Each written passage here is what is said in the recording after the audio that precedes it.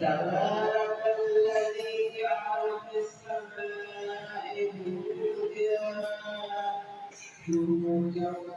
وجعل فيها سراجا منيرا وهو الذي جعل الليل والنهار خلفة لمن أراد أن يذكر أو أراد شكورا وعباد الرحمن الذين يمشون على الأرض هونا وإذا جاهلون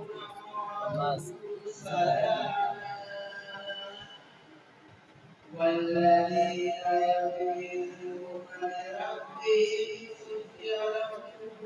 وقياما والذين يقولون ربنا اصرف عنا عذاب جهنم